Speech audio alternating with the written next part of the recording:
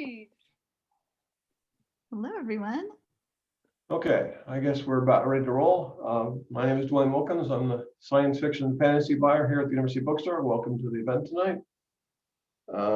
We're the biggest independent bookstore in our region. I should probably remind you that you can get purchase all of Naomi's books since I carry all of them, and we carry, I think, all of Laini's books as well. So anyone who wants to go online and order books from us, that would make me very happy. Make the publisher happy too, I'm sure. Naomi, I first discovered when she started publishing Theyre, and I got His Majesty's Dragon and wolfed it down and hate the full series. She's hit the bestseller list with Uprooted, and the follow-up Spinning Over, and now she's launching book one of the Scholomance trilogy. That's what we're celebrating tonight. She's here in conversation with Laini Taylor. Oh, there's the cover.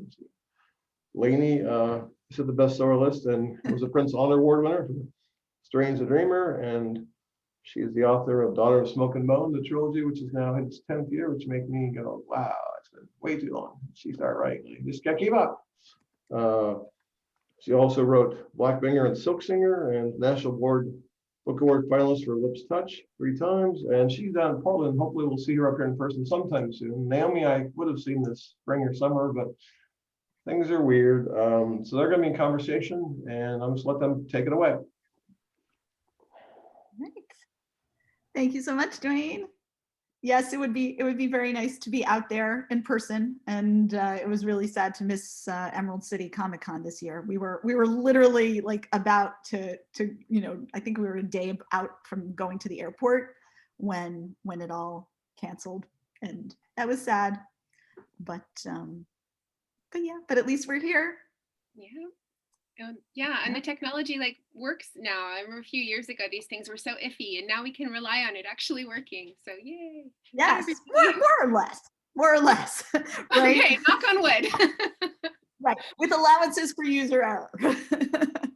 Well, Naomi, huge congratulations on the publication of A Deadly Education.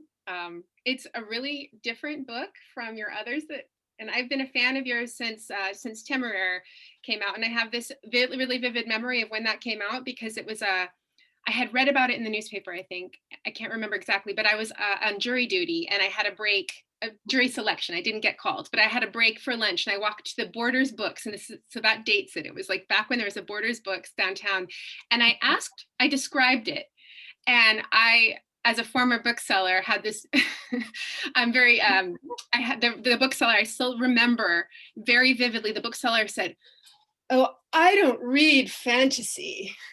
And I was like, "Oh, well, I didn't ask you what you read, And it was just so, I was so furious as a former bookseller. I totally think she was lying, because I've said this before, fiction, right? All fiction is a subset of fantasy.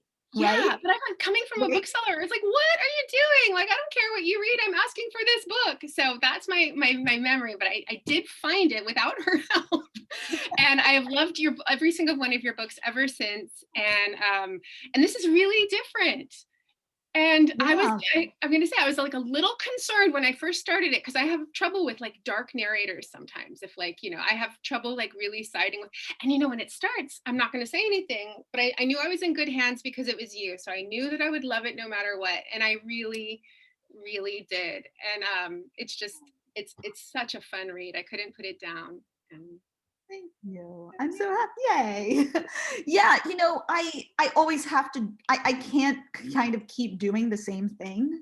I realized with Temeraire, I kind of in retrospect, at a certain point, I looked back and I'm like, oh, actually, I see, I had one of those things where I saw the perfect ending for it, but it was already more than a book behind me. And it was like, I can't go back and take that book off the shelf. I was like, no, you're not allowed to read this, and I'm going to take the one of the previous one and change the ending. So it was too late. And so then I had to find the way to stick the landing in a way. And it's really hard to do that with a long series where you have so many threads that naturally build, and also just to kind of sustain my own energy, because that's really why I'm always writing. I don't know if you feel this way. I'm always writing for me first.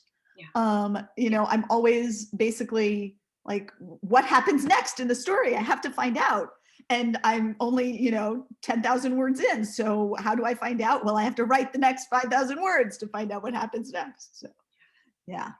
Well, so after Temeraire, had you decided you didn't want to write series for a while? Did you?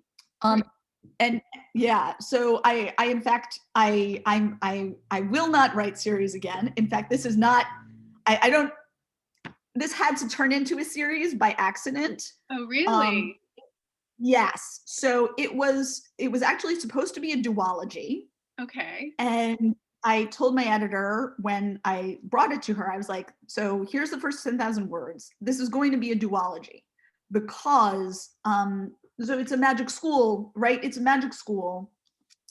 And one of the key aspects of the magic school trope that I wanted was that rhythm of the school year.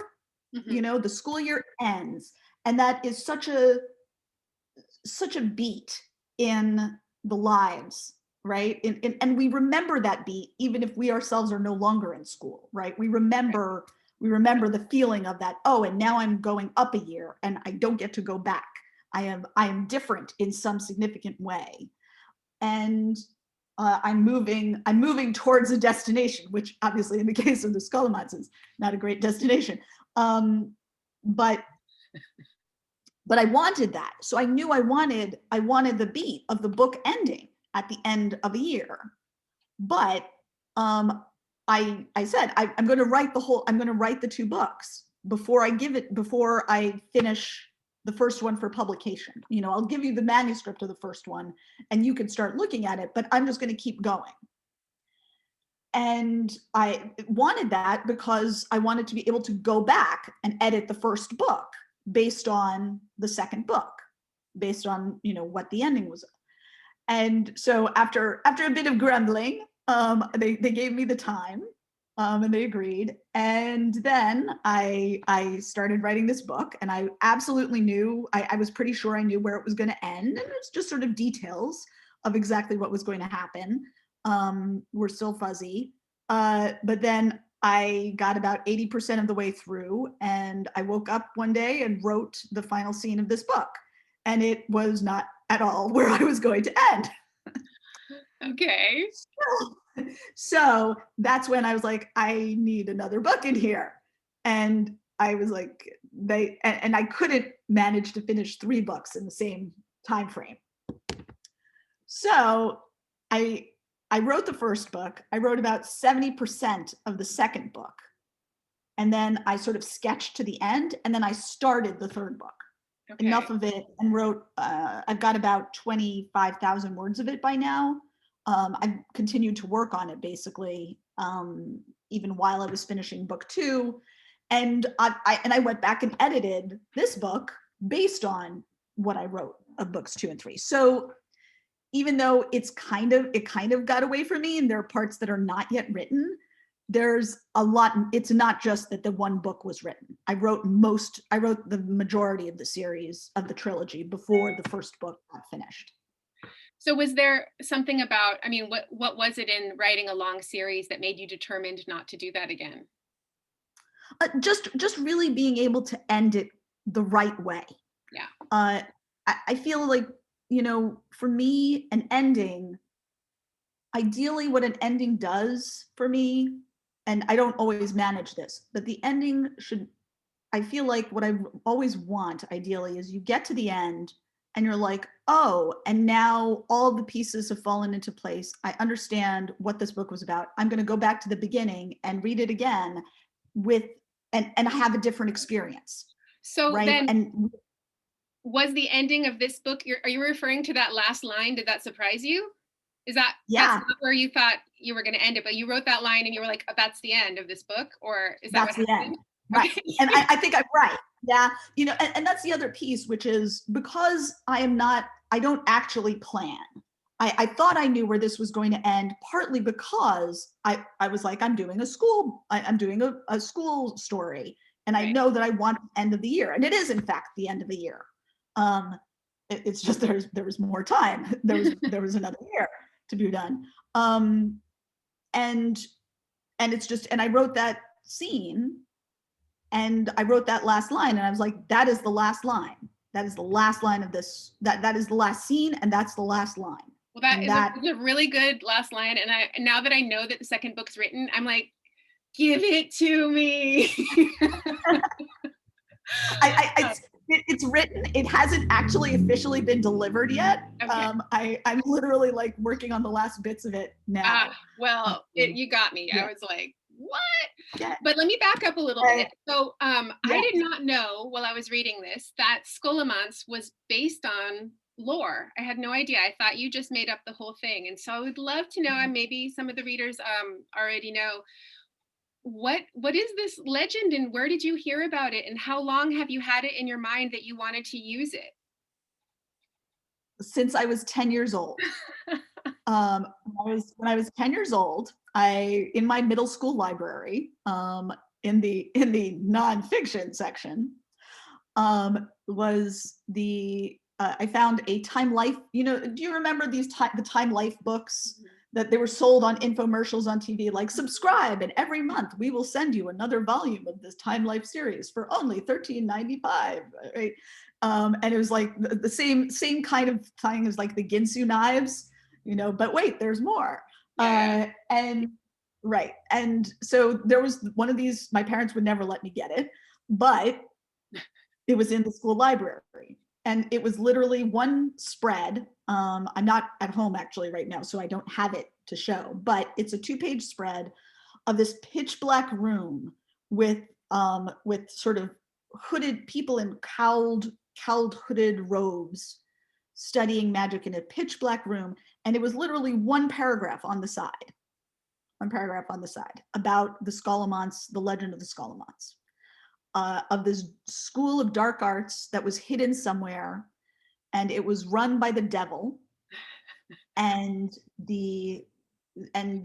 so I think 10 students were allowed in, and at the end of their schooling, when they left, whoever got out last, the devil took them and took their soul, and that was the payment. But essentially, they were all gambling, and the devil took the last graduate. And so the Time Life book had that one paragraph. I remembered literally just the other day, I remembered for the first time that I'd read about it one other place. I'd mentioned that it's mentioned in Dracula by Bram Stoker. Oh, okay. Van Helsing, the vampire hunter, basically talks about Vlad Dracul, and basically is saying where he was from and what he did. And one of the things he says is that he attended the Scholomance. Oh. And there's a footnote.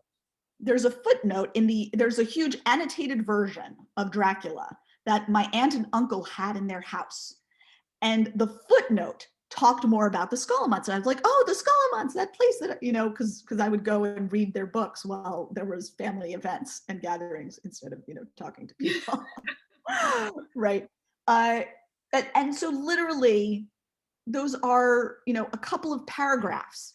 Literally, just that's all I knew. I didn't have the original source. I didn't know where almost any of the other details, but it stuck in my head. It was so vivid in my head, literally from when I was 10 years old. Yeah.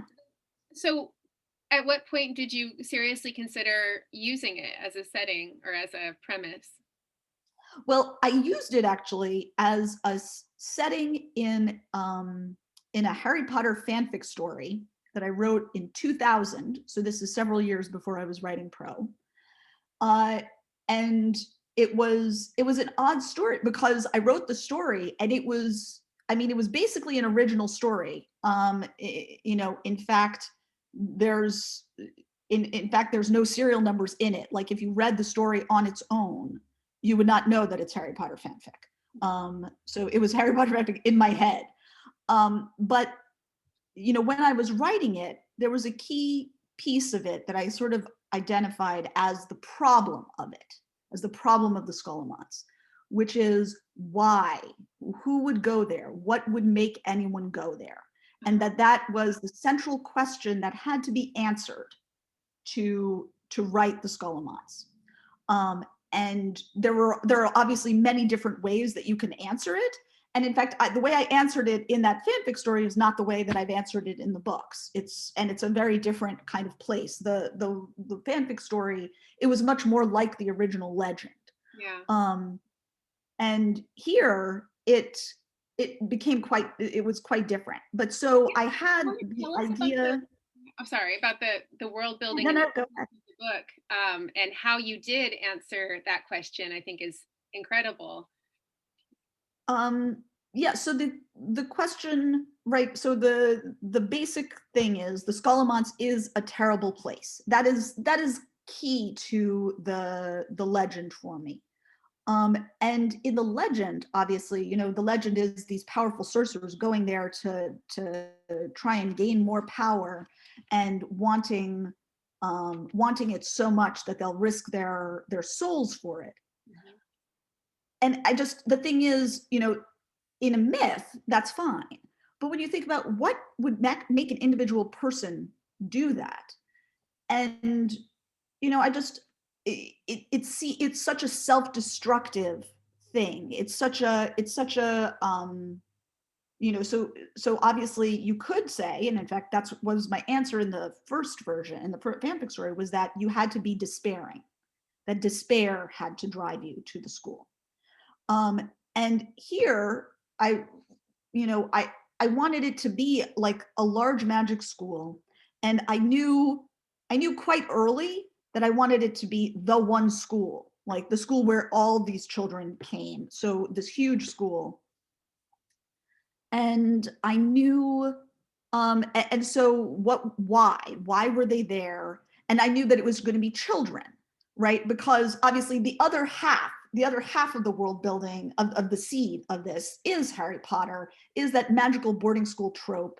And one of the things that obviously is I'm sure everybody remembers from Harry Potter is that the school, but any magic boarding school story has this, because of course you want the story to be fun and exciting. However, you sort of wonder about what the safety and standards board is thinking, and what parents are thinking when they send their children to this school that has got like a basilisk in the basement, and you know, staircases that fly around, and you know, arms getting, you know, turned into literally liquefied jello, and you're sort of like, really? Is that really, is this really a good place to send your child?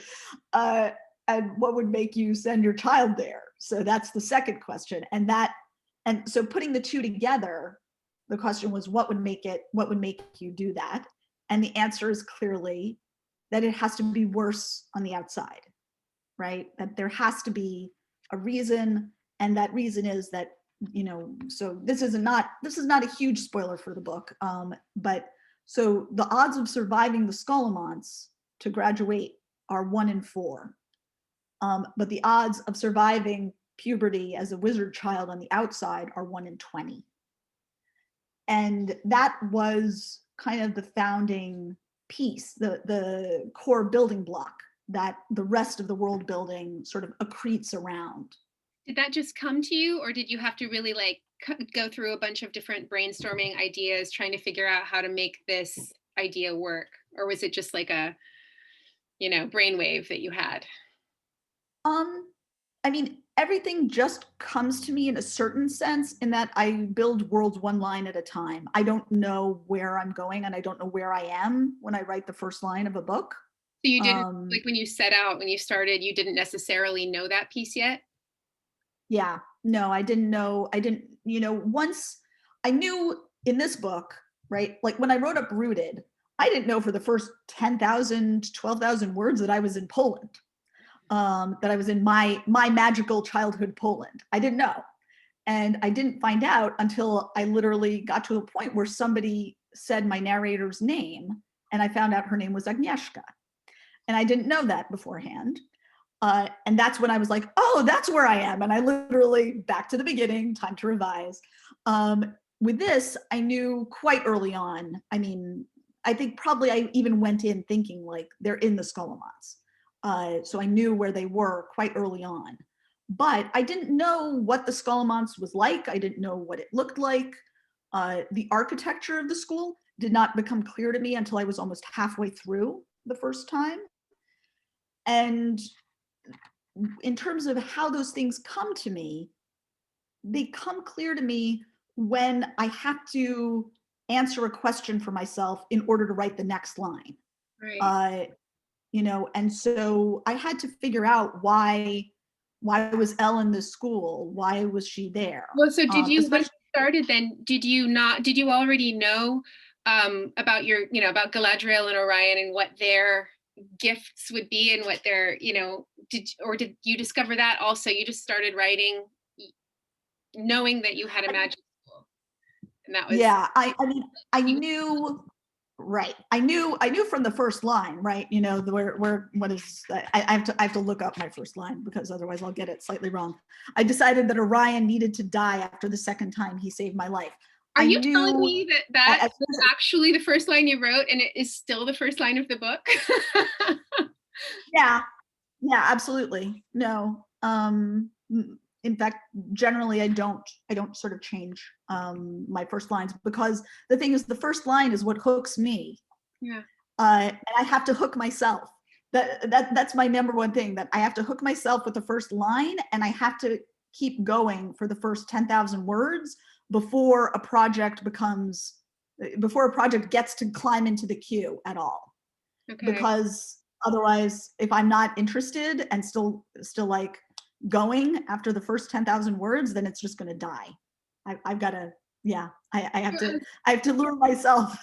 As someone who has like very different and much more sort of stifled maybe approach to creativity, and a lot of issues with perfectionism, and it's like amazing to me to think that you start all these projects just like writing and like just see where they go and then maybe discard them. Is that what happens? Because for me, everything is difficult the whole way, all the time.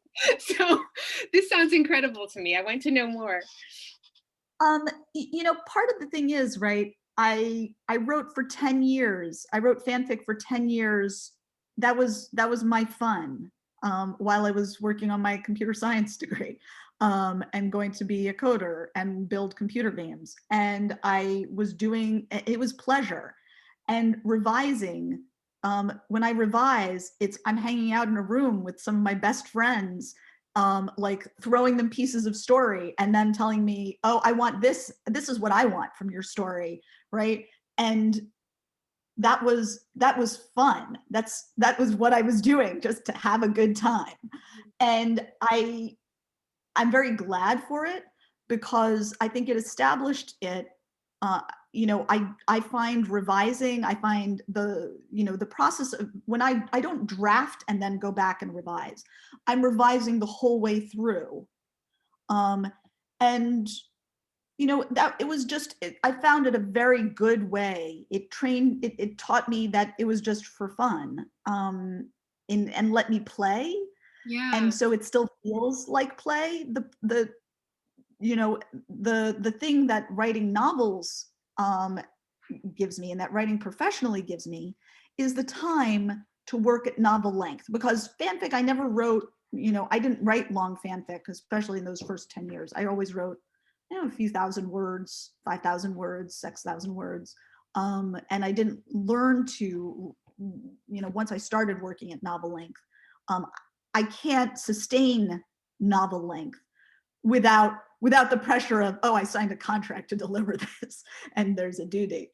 And then fortunately my well-trained, like, school nerd programming kicks in and enables me to kind of sustains me through finishing, even when, like, there's a shiny butterfly of another idea over here floating by that I would love to grab. I will say that, I don't actually discard that much, partly because, especially at the beginning, and because oftentimes if I ever had an idea that I kind of wanted to explore enough in a story to write it, but I didn't, and I sort of wrote a piece of it and I was like, nah, I would do it either as a short story, or the ideas would go into a fanfic story, or yeah, it goes into a folder. But partly I can do that because I spent a really long time finishing everything. So I learned how to finish stuff before I moved to novels. And now I feel a little more free to let the things, because a novel's so much time, right? Because it's not just the time to write it, and in this case to write 3. It's the copy editing, it's the back cover copy, it's the art, it's the cover discussions, it's the what's the title going to be. When you're writing a fanfic story, if I can't think of a title, I just like take 3 random, I just like slap a title. Have you ever heard the quote from Harlan Ellison about writing a novel? No, what's the quote? It's a little bit crass, and as a short story writer, he said that writing a novel is like taking a very long walk to take a very small shit. Which, as a novelist, I gotta say, I can totally relate to. Sometimes it sounds like it would be really nice to just write 5 and 10,000 word stuff, except that every idea I have, like, I'm going to write a short story, and the next thing I know, it's a trilogy. Yeah. So there's this expansion. Yeah. Well, I think, I do actually think right now, in fact, when I write fanfic stories now, they very frequently get a lot longer than anything that I used to write. And I think it's, once you train your brain, and in fact, for me, right, there was a very clear disjunction between, I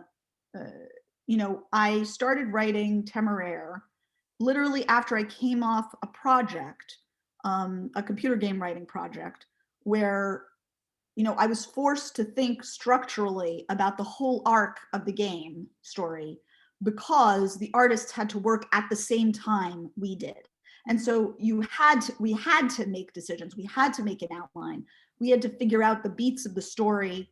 And that's not actually how I work now, but having been forced to do that structural work in my head, I think really revamped the way that I it's engaged different parts of my brain. And I do think now, once you do think structurally about story, once you start to feel that on an instinctive level, which I think you do after you write novel length a bunch of times, it's very hard to turn it off. I feel like it can get in the way sometimes. I mean, I think of how I was in the early days of writing, when there's things structurally that I did that I maybe would be afraid to do now that I know more, and so it's hard to sort of turn off that structure brain sometimes. And I mean, structure obviously has its place, but sometimes for me, it can stress me out. Am I doing, like, is this, the story wants to do this, but that's not classical structure or whatever. So yeah. Do you outline? So I do to the best of my ability, but it'll be a pretty loose outline because I can't really see the things that are going to happen until I get closer to them. But like I compare it to like swimming from buoy to buoy. Like I have to have the thing that I'm moving towards, and once I get there, I can kind of catch my breath and then figure out what's my next. And I'll have my major beats, but then they may change. But yeah, my outlines are very vague, and I sort of fill them in as I go. How about you? You don't figure out things in advance. No, occasionally, my editor a few times has asked me for an outline, and I make up a bunch of lies and send them to her. And then actually, I mean, the thing is that I'm very forgetful about my own writing, and so very often what I'll do is, if I'm writing the book and I get stuck and there is an outline, occasionally I'll be like, oh, what did I say in the outline? And I'll go and look and I'll be like, well, that's all wrong, but it gave me this idea. Or sometimes I'll be like, oh, that was quite a good idea. I will do that from the outline. But when I do that, it's just accidental. So do you already know what you're doing next after you've finished this? So it's going to be a trilogy? Yeah. So, I mean, I'm literally finishing book 2 was due October 1st. And, I kind of knew that was not actually going to happen when it was on Pub Week, but but hope springs slightly too eternal. And it's been a fun year. It's been a fun year to be writing a book. yeah, it really has. Yeah. Yeah, and this has been a fun week to have a book come out. It's just like, yeah, lucky you. Yeah. But it's just, you kind of have to, it is what it is. You just have to do it, and let it come out, and hope. I guess that's basically it. But so I do think that that the I don't outline. Yeah, sorry, I've just totally forgotten. Oh yeah, sorry, I was jumping around a little bit there.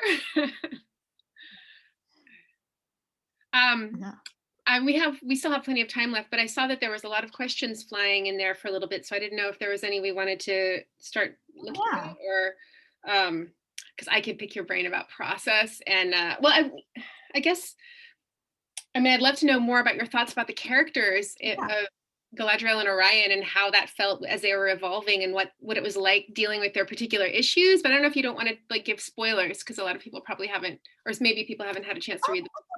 I feel like some of the openings, I don't know. I myself don't hugely mind spoilers. I don't think I would be spoiling anything sort of significant, to sort of say, Elle and Orion, right. So actually, one of the other sort of tropes that I'm playing with in here is the chosen one trope.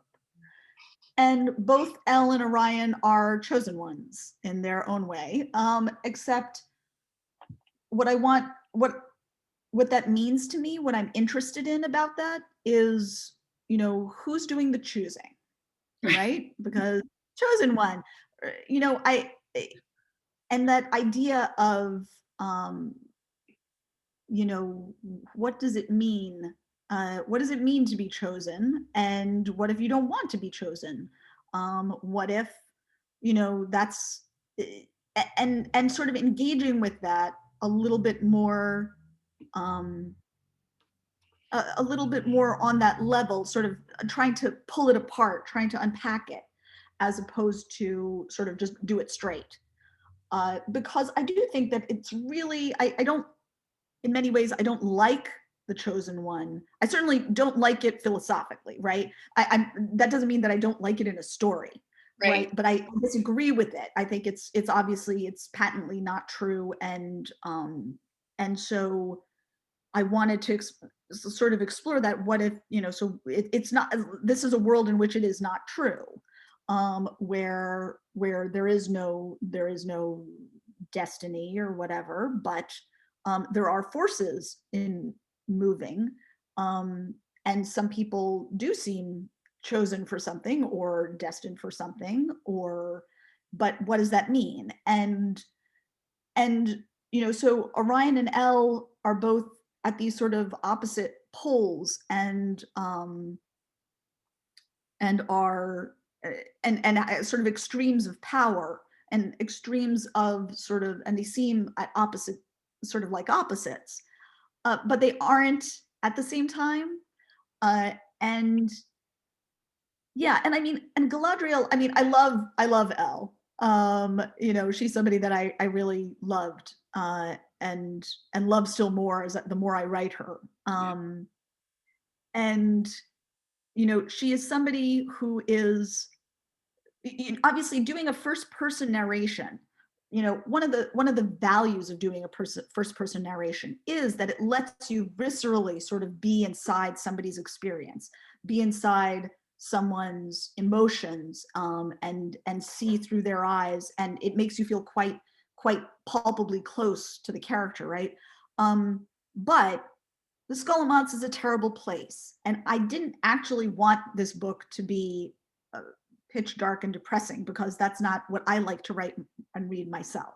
I didn't want to viscerally put myself in the Scholomance, but Elle is in the Scholomance, and I don't want to put the reader viscerally in the Scholomance. But so what does that mean? That means, and the thing is that worked because I realized Elle herself has to survive the Scholomance.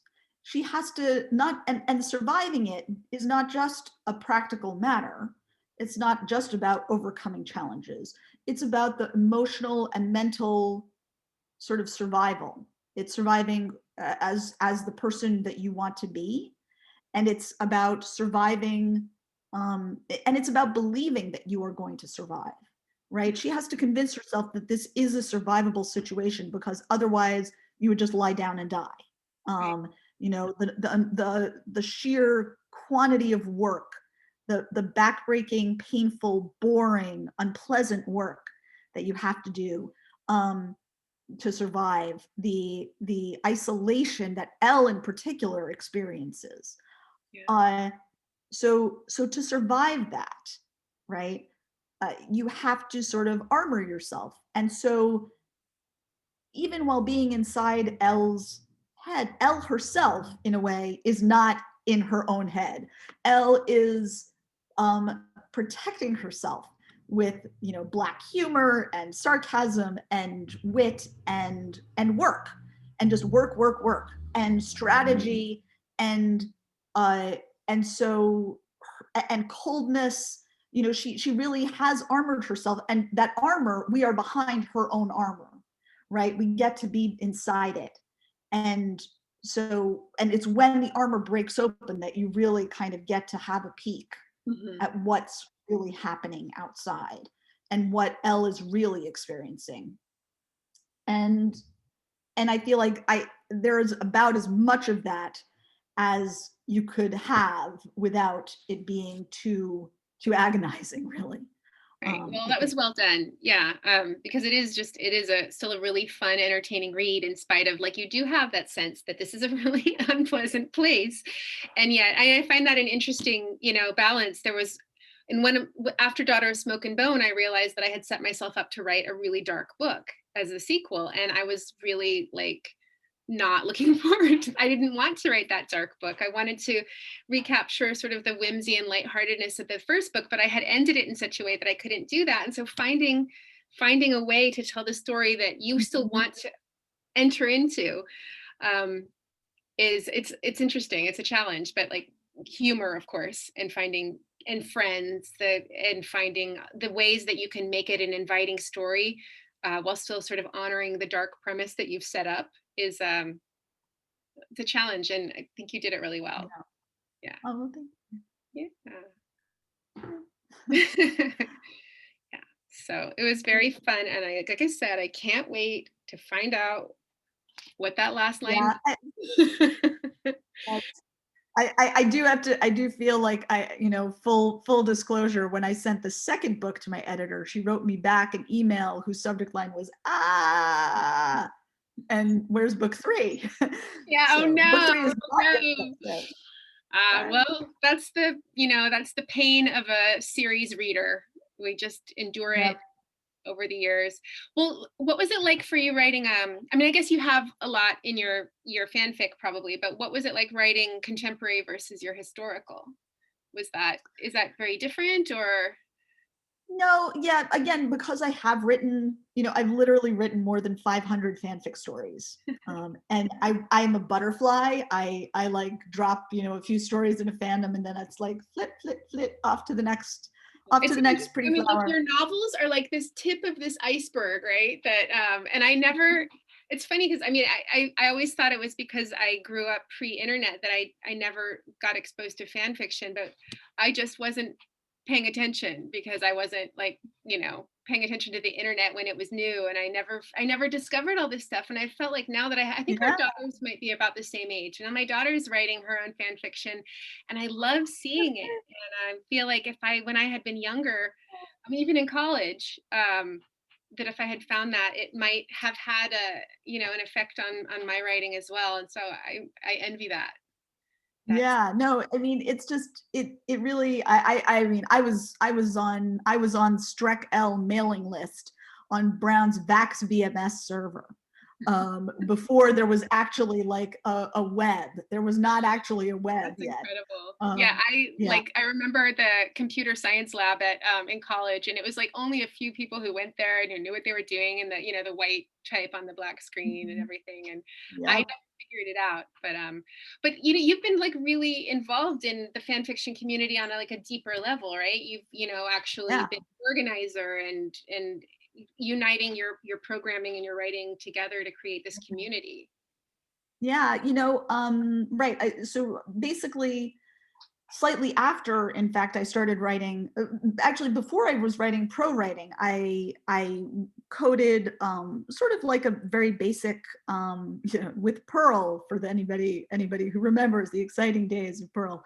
I wrote a set of scripts basically for an archive because a fandom that I was in had Sentinel fandom back in 96. Their archive something was going wrong with it, and they needed to revamp it. And I was like, I'll write you some scripts, and I coded it up. And one of my friends was a sysadmin, and she booted up a server for us, and we basically put it on there. And uh, and then later on, a lot of and I sort of released the software, partly because I came out of the culture of mushes, of online games, online text-based games, basically, Okay. which were basically shared as open source software, that was freely put out there for people who wanted to run their own, like, multi-user. It's a sort of like a multi-user online D&D game almost. That's what they were used for, and people took characters, and I ran one of these. And so I kind of came with that expectation, right? That, oh, right, if you write a useful piece of software, you don't just write a set of scripts for yourself. You put it into a usable format and you share it so that Yeah. other people who also want, so I'm doing this for the Sentinel archive, but I would like my work to be reusable by other people, because why not?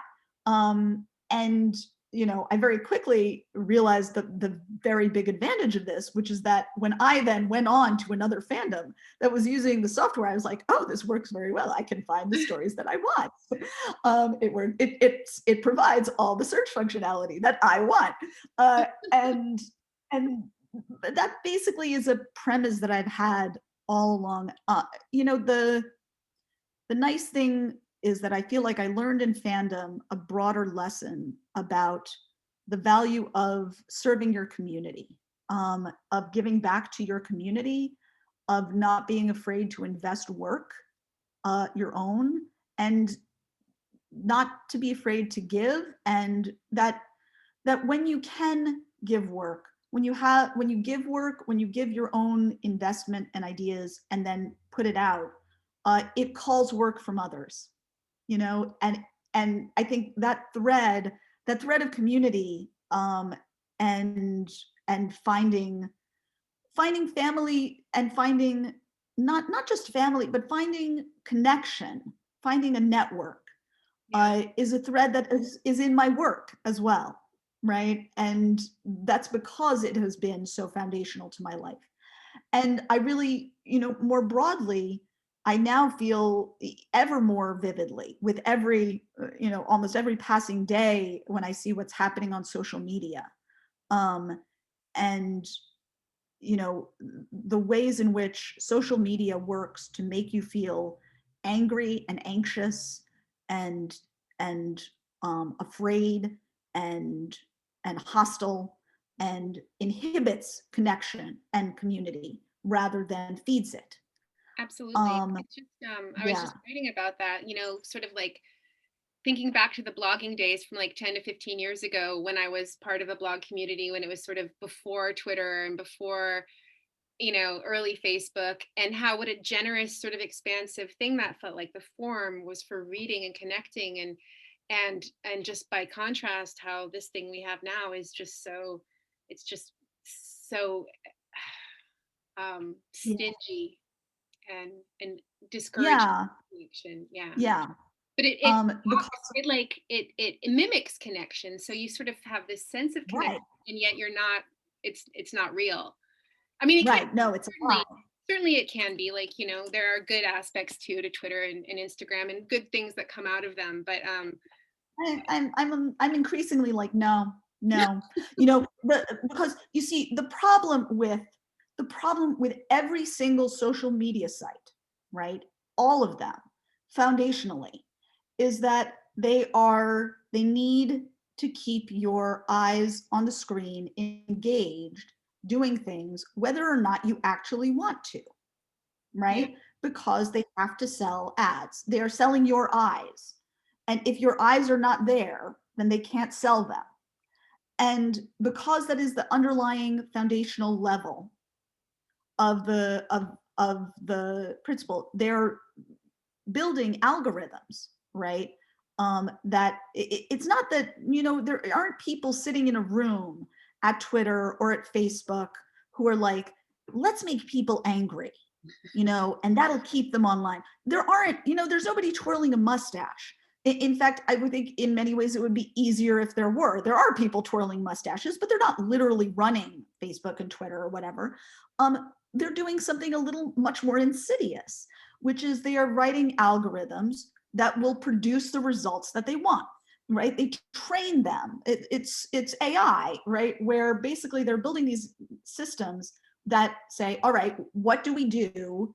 If we want this outcome, we want the users to stay online, to stay engaged. What do we do? What do we need to do? And the algorithms have no emotions, have no judgment, have no ethics. They just say, okay, we'll do what you want. You want users to stay online. Okay, well, what makes users stay online? And they will throw, if you're on YouTube, right, and you look at the sidebar, and you see what it throws you after you do each thing, after you watch a video. Sometimes there's some quite random things in there, and that's, those algorithms sort of like, let's see, does this work? Does this work? And then it just picks, right?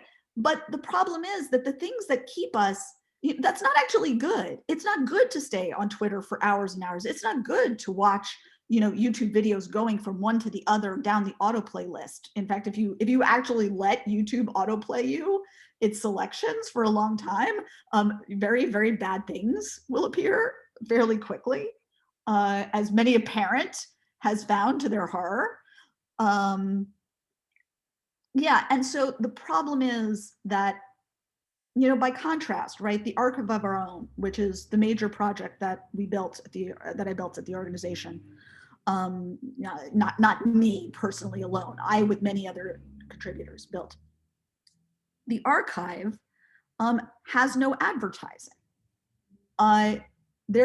We do nothing to try and keep you on the site after you finish the story that you have chosen to read. We don't try to keep you engaged. We don't try to incentivize people to generate content. We want you to make the content that you want to make and in return for the feedback that other people want to give you. And routinely we will get, and in fact we do all sorts of stuff. We make it possible and very easy to block your work from being searched. We make features for privacy, and in fact, one of the things that they're working on is adding more such features. And we do those things because we want you to have private spaces and controllable spaces and connect where you can have more intimate personal conversations. Whereas, Twitter or Facebook or whatever, they really have such an enormous incentive to make you talk in public. Yeah. And, it's not good to always be talking in public. You need private spaces. You need to talk, yeah. Anyway, sorry, that's a very long rant. That's really interesting stuff. Yeah. And alarming stuff. Yeah. But all right. maybe we should. Yeah, we probably should do the Yeah, Q&A. look at some questions. Do you have access Yeah. to those? Yes, I think I do see them. Yeah. So one question: how much did the first book change after writing parts of 2 and 3? I have no idea. I don't keep track. A lot. Um, yeah. I mean, oftentimes it's not. It wasn't. I don't know that there were huge sections that changed, but very important sections changed. Very important pieces got nailed down or revised, because so that I wouldn't be contradicting myself in book 2 or book 3. Yeah. And yeah, so that's what I would say. All right, sorry, we're like 4 to 5 minutes left. Have I ever played D&D? Yes, I love D&D. I have played it. I have run it for my small child. I have an excessive collection of Dwarven Forge. And I paint minis for fun because I don't use my hands enough, and obviously need to do more to give myself tendonitis some more. Yeah, but right. Do I publish a name pronunciation guide anywhere? No. The answer is no. I mean, it's Temeraire, Agnieszka. Who else? I don't know. Kasha, Miriam, Vanda. I mean, Vanda, the thing is, I sometimes call her Vanda and sometimes call her Wanda, because it slightly depends on whether which language is Switched on and sort you're of driving.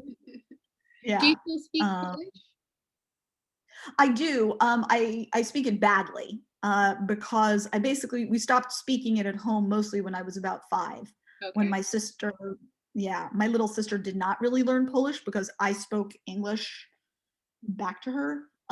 So I lost a lot of it, but oddly enough, a lot of it came back after writing Uprooted. Oh. And in fact, my reading of Polish has gotten significantly better since then. Yeah. Yeah, it's funny. I think I was sort of, because Uprooted was so much about excavating my childhood and the Polish fairy tales. Yeah. So that's sort of an interesting thing. Let's see. Hi, fellow Brown alum. And yeah, how have you think you've evolved as a writer over the course of writing all your books? I ask me when I'm done. And no, ask somebody else when I'm done, is the only answer that I can say.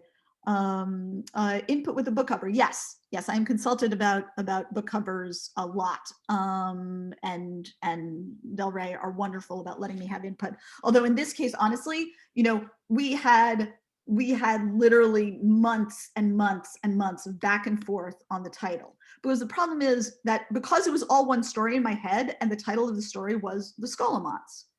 But for some crazy reason, my publisher wanted to put titles on the 3 separate books. I don't understand why. But so Temeraire too, right? Titling. Yeah. Yeah. But so the title went round and round, and then they sent me the cover, and I was like, yes. In this case, it was just literally like, hey, we think this. Look at these 7 slightly variant covers, and I was like, yes, and that one, and that was just it. I had this is the piece actually. Sorry, before we let Dwayne take over, I will share this piece, which is this is the blueprints of the school.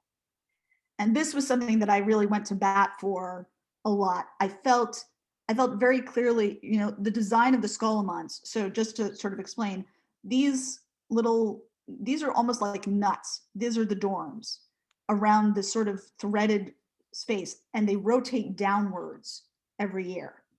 So at the end of the year, the bottom dorm, the seniors, rotate down to graduate, and the new freshman dorm gets generated again up at the top. But this core of the school stays the same.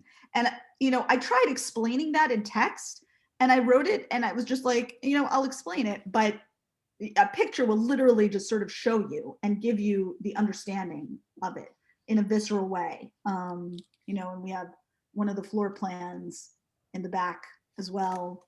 And that I had a lot of input in, and they were great about getting that to happen. Which is, and I feel like that kind of thing can be really helpful. Yeah. So anyway, sorry, and sorry, one last question, Wayne, I'm sorry, I'm stealing one last question. Robin McKinley is absolutely one of my huge influences. I'm a huge Robin McKinley fan. The hero in the sword, the hero in the crown, and the blue sword were just formative books for me, just from early on. Her and Patricia McKillip and Ursula Le Guin and Anne McCaffrey. I feel like those four people were, and Tamora Pierce. Sorry, I'll stop there. I'm like Spanish Inquisition. Wait, I'll come in again. The four authors who have been my main. No, wait. Right. But yeah, so Okay. Thank you so much, Laini. And thank you for having me. Congratulations. Yay. I can't wait for the next book. Same here for yours. And yeah, I hope we should do this around the other way around some other time. Good. If I ever finish my book. Yeah, you will. I'd love to do it for another hour, but they get mad at me. We're gonna have to cut it off. Thank you so much, Laini. Thank you, Naomi. And hopefully we'll have some in-person events, or at least we'll do it on Zoom again sometime soon. Thanks to all the folks who attended. I want to remind you that you can buy the books off our website or call us. And I think that's about it. Thanks a lot, everybody. Have a good night. Thank you so much. Thanks again, Laini. Thanks, Dwayne. And thank you all for joining us.